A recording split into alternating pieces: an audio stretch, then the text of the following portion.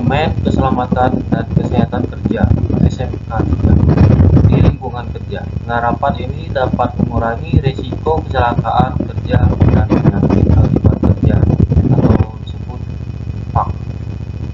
Tujuan dari penerapan SMK 3 itu yang pertama, mencegah dan mengurangi kecelakaan kerja dan penyakit akibat kerja dengan melibatkan unsur manajemen pekerja atau buruh atau serikat pekerja atau disebut serikat buruh.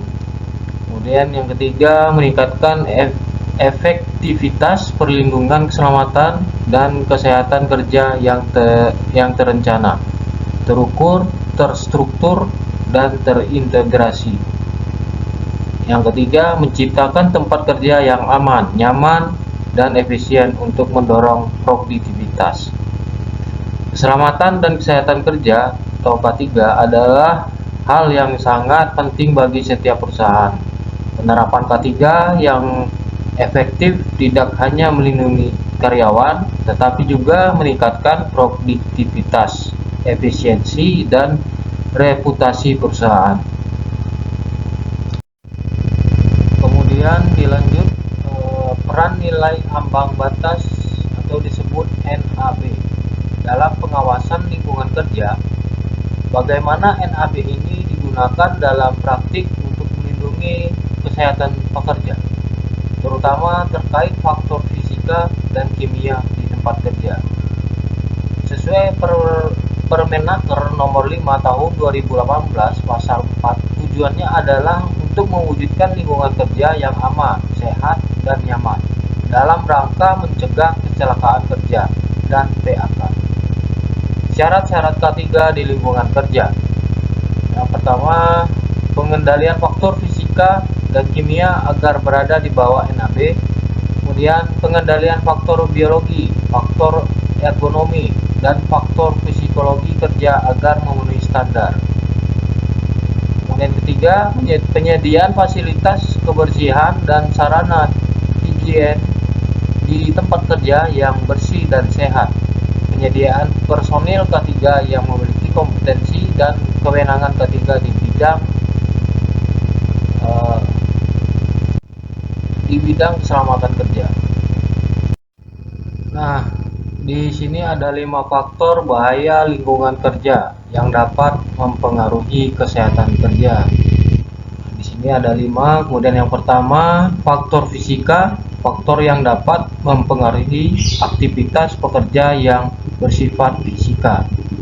Kemudian yang kedua, faktor kimia, faktor yang dapat mempengaruhi aktivitas pekerja yang bersifat kimiawi, diakibatkan oleh penggunaan bahan kimia. Kemudian yang ketiga, faktor biologi, faktor yang dapat mempengaruhi aktivitas pekerja yang bersifat biologi, diakibatkan oleh makhluk hidup.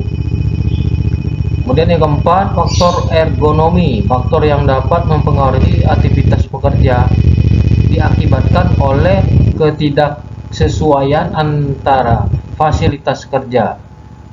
5. Terakhir, faktor psikologi, faktor yang mempengaruhi aktivitas pekerja diakibatkan oleh hubungan antar personal di tempat kerja. Kemudian bagaimana Undang-Undang Nomor 1 tahun 1970 dan peraturan-peraturan lainnya terkait pengawasan lingkungan kerja berperan dalam menetapkan standar keselamatan dan kesehatan di tempat kerja dan penerapan pasal-pasal terkait dalam lingkungan industri.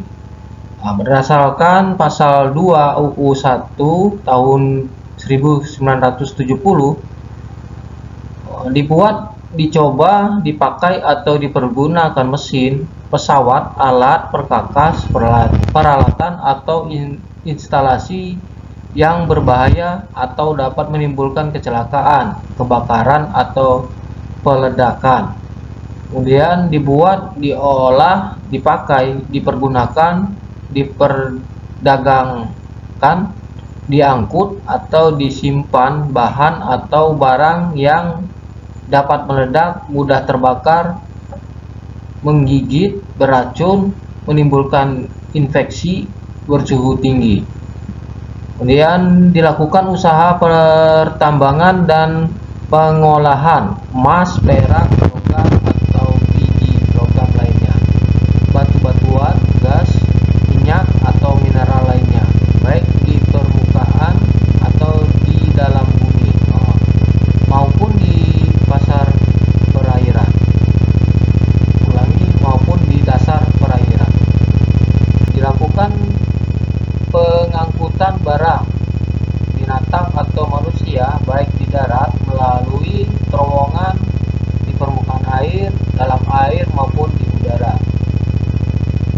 Kemudian dikerjakan bongkar muat barang muatan di kapal, perahu, dermaga, dok, stasiun atau gudang.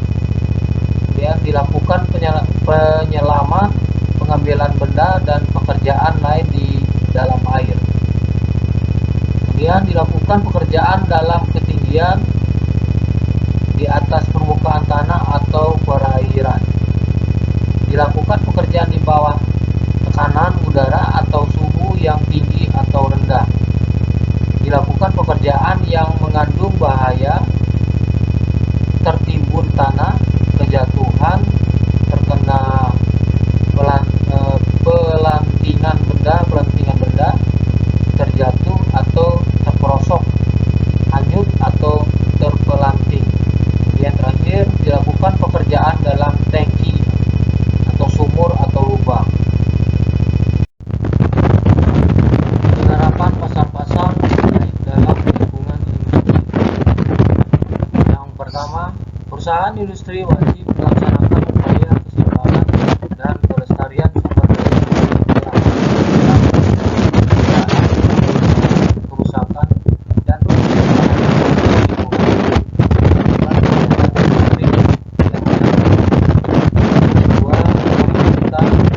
mengadakan pengaturan dan pembinaan berupa bimbingan dan penyuluhan mengenai pelaksanaan pencegahan kerusakan dan penanggulangan pencemaran terhadap lingkungan hidup akibat kegiatan industri. Ketiga, kewajiban melaksanakan upaya sebagaimana dimaksud dalam ayat 1 dikecualikan bagi jenis industri tertentu dalam kelompok industri kecil. Perusahaan industri yang didirikan pada tahun 2008 wajib memperhatikan keseimbangan dan kelestarian sumber daya alam. Langkah-langkah yang dapat diambil perusahaan untuk memastikan kesehatan dan keselamatan pekerja melalui pemantauan dan pelaporan lingkungan kerja. Di sini ada 6. Yang pertama, identifikasi potensi risiko. 2. Tetapkan tujuan dan sasaran K3. 3. Edukasi prosedur K3. 4. Pelatihan karyawan. 5. Menerapkan sistem pelaporan dan investigasi kecelakaan. 6. Evaluasi dan perbaikan.